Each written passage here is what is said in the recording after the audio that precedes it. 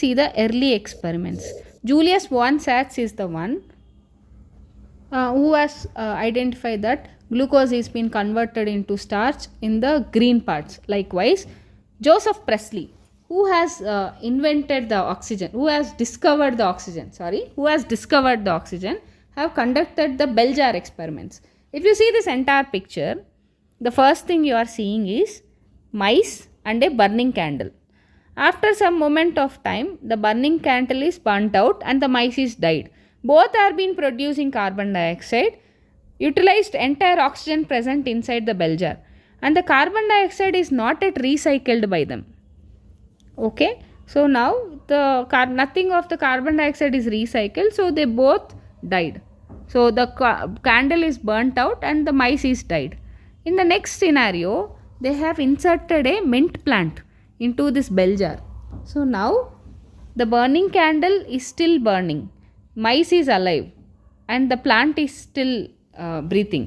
In all this scenario, we have observed the carbon dioxide which is being produced by the burning candle and the mice, which is being recycled by mint plant. Now the carbon fixation is being done by the mint plant and it is releasing oxygen. The oxygen is being utilized by the burning candle and the mice, and the carbon dioxide which is being produced by both of them, it is again recycled by plant. So in this way, Joseph Priestley has been discovered the oxygen with his bell jar experiments. Let's see. It is interesting to learn about these simple experiments led to gradual development or understanding about photosynthesis. Joseph Priestley in 1733 to 1804. In 1770, he performed a series of experiments that revealed that role of oxygen or air in growth of green plants. Priestley, you may recall, he was the one who discovered oxygen in 1774. Priestley observed a candle is burning in a closed space, a bell jar, soon get extinguished. Similarly, when he placed a mouse, it suffocated in that closed space. ఆ closed స్పేస్లో పడి burning candle పోయింది, అలానే mouse చచ్చిపోయింది. He concluded that burning candle or an animal that can breathe the air both somehow damages the air. But when he placed the mint plant, ఎప్పుడైతే mint plant లోపల పెట్టాడో in the same bell jar, he found that mouse stayed alive. Mouse అలానే ఉన్నింది and the candle continued to burn. Candle is continued to burn. Priestley hypothesized as follows: plants restore to the air whatever breathing animals and burning candles remove. Can you imagine how Priestley would have conducted the experiment using a candle and a plant? It is very difficult, right? So remember, you need to rekindle the candle to test whether it burns after a few days or not.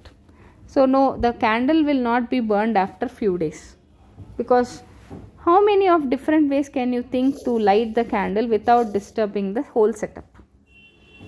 So using similar setup as one used by Priestley, but by placing it once in dark and once in light. So the same experiment which is being conducted by Jan Ingenhousz. So the same experiment he conducted in the presence of light and in the absence of light. So Jan Ingenhousz showed that sunlight is essential to the plants, process that somehow purifies the air fouled by burning candle or by the breathing animals. Ingenhousz is an elegant experiment with aquatic plants. He showed that the bright sunlight, water bubbles are formed around the green plants, while in dark they do not. So later he identified these bubbles to be oxygen. He showed that only the green parts of the plants that could release oxygen. Okay, so let's see. Here we got two scientists. One is Joseph Priestley and Jan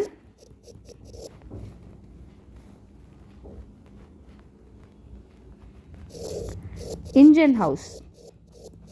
So they both conducted the experiments. First, Joseph Priestley conducted the experiment with bell jar, burning candle, mouse and mint plant.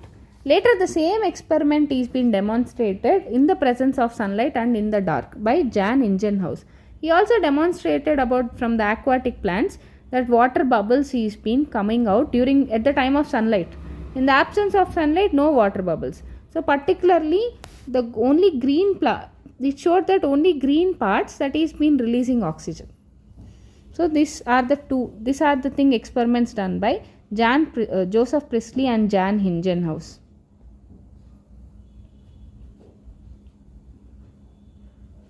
And next, it was not until about 1850 Julius von Satz provided evidence that for the production of glucose where plants grow.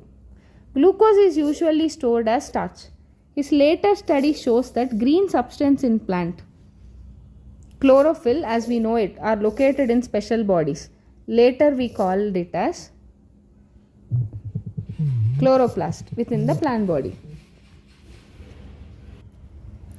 So he found that green parts in plants is where glucose is made, and glucose is usually stored as starch. Okay, same Julius von Satz is the one who discovered the hydroponics technique. And next, T.W. Engelmann. He conducted an interesting experiment using prism. He split light into a spectral component, then illuminated on the green algae called cladophora, placed in the suspension of aerobic bacteria. So the bacteria use it to detect the sites of oxygen evolution. He observed that bacteria accumulated mainly in the regions of blue and red light of the split spectrum. The first action spectrum of photosynthesis was thus discovered by Engelmann. So it resembles roughly the absorption of spectra of chlorophyll A and B. So in the middle of the 19th century, the key features of plant photosynthesis were known. Namely, the plant could use light energy to make carbohydrates from carbon dioxide and water. So finally, the empirical equation of total process of photosynthesis will be CO2 plus H2O in the presence of light gives rise to CH2O plus oxygen. So CH2O is represented as carbohydrate, glucose, C6H12O6. A milestone contribution is to understanding of photosynthesis was made by the microbiologist Cornelius van Niel, who made on his studies by blue and purple bacteria demonstrated that photosynthesis is essentially light dependent reaction in which hydrogen is the oxidizable compound, reduces the carbon dioxide to carbohydrates. This can be expressed by, so let's see, the formula will be 2H2A plus CO2, light, in the presence of light, 2A, CH2O and H2O. So actually here A is none other than, you will be having what is that, water, or they are demonstrated in green sulfur bacteria. So in green plants, H2O is the hydrogen donor actually. But in some of the organisms, oxygen is not released during photosynthesis. Sulfur gas is released. Example in purple and green sulfur bacteria. So there water is not the hydrogen donor. There hydrogen sulfur is the hydrogen donor. So the oxidation product is sulfur or sulfate depending on the organisms, not O2. Hence we interpret that oxygen is evolved by the green plants from water, not from carbon dioxide. This was later proved by radioisotopic techniques also. Finally, the correct equation will be 6CO2 plus 12H2O gives rise to C6H12O6, 6H2O and 6O2. Where C6H12O6 will be representing the glucose. O2 released from the water. This was proved by using radioisotope techniques. Note, this is not a single reaction, but description of multiple step process called photosynthesis. Can you explain why 12 molecules of water or substrate are used in this equation? Because in the C6H12O6 we need 12H12. Remaining 12 is being given as water.